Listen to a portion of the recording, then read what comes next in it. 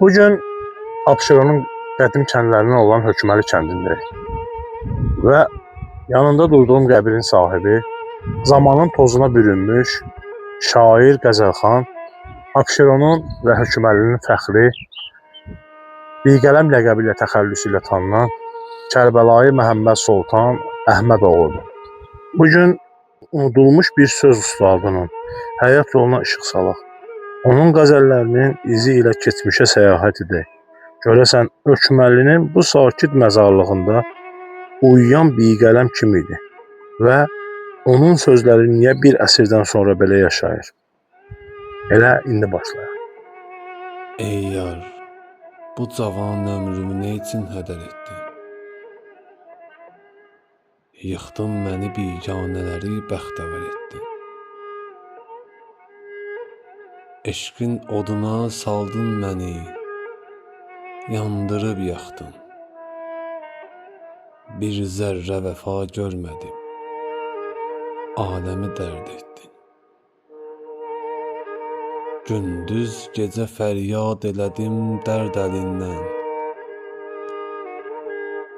Sən qəlbimi viran qoyub, ömrümü zər etdin.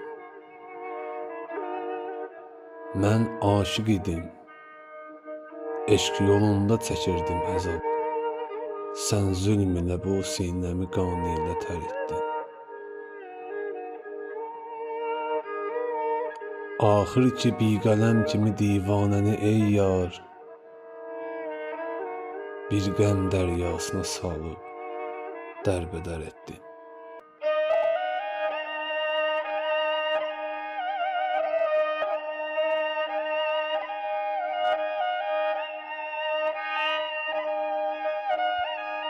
Kərbəlayı Məhəmməd Soltan 1860-cı ildə dünyaya göz açmışdı. Hökməlinin qəzəlxanı və el məclislərində iştirak edən şairi o zamanlarda təhsil ala bilməsə də qəlbindəki şeir eşqi ilə yüzlərlə insanın rəğbətini qazanmışdı. Şeirlərini kənd mollası Fərruxa yazdırdığı üçün özünə Biqələm təxəllüsünü götürmüşdü. Mənbələrə görə onun şöhrəti Bakı kəndlərini aşmış, hətta məşhur qəzəlxan Əliağa Vahid də onu ustad saymışdı özünə. Mənim sinəmdə min ələm var idi, istədiyim maraqlı dəm var idi. Hökməlidə bir biqələm var idi, Hökməlinin yadigarını itirdik, Hökməlinin yadigarını itirdik. Biraz araşdırandan sonra məlum olur ki, şairin unudulmağına səbəb və ya səbəblər çoxdur.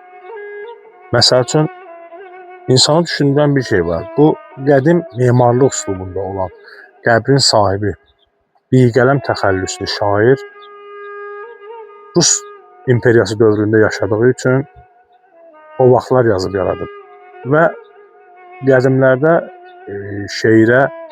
şairə Rus imperiyası dövründə bir o qədər də qiymət verilmirdi və ciddi bir kitab və yaxud əlyazma və yaxud veriliş hazırlanmırdı. Səbəb o idi ki, Azərbaycanın canlı tarixidir bu insanlar. Bəlkə də 20-ci əsrin əvvəllərində Azərbaycanın ədəbiyyat tarixi və ədəbiyyat zənginliyi unudulmağa çalışırdı. Amma ilahi ədalət və Azərbaycan xalqının qəyanəti, Azərbaycan xalqının öz keçmişi, Azərbaycan xalqının keçmişinə verdiyi dəyər imkan vermədi ki, bizim keçmişimiz olan bu şairləri, keçmişimiz olan sənətkarları, keçmişimiz olan idmançıları xalqa unuttursun. Elə bu səbəb idi ki, bizi Abşeron rayonunun Hökməli kəndinin qəbirstanlığına gəlməyə sövq elədi. Və biz bugün özümüzə bir borc bildik ki, Hökməli qəbirstanlığında unudulmaqda olan Kərbəlayı Məhəmməd Soltan Əhmədoğlunu, yəni Biqələmi çəkdik alaq. Qəzəlxanın bir qəzəlini nəzərimizə çatdırım. O qəzəl ki, şair orada taleyin zülmündən, dünyanın faniliyindən və insanın çəkdiyi istirablardan danışır. Əslində bu klassik üslub çox yayılmışdı o zamanlar. Fələk cövründən əl çəkməz, nə can təndən kənar olmaz.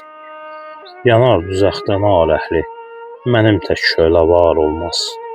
Cahan bağında çox gördüm, gülüstanlar, çəmənzarlar, mənim qəlbim kimi viran, bir özgə laləzar olmaz. Əgər 100 ildə ağlarsan, bu dövranın əlindənsən, fələyin hökmü dəyişməz, muradın bərqərar olmaz. Qələmsiz yazılan talih.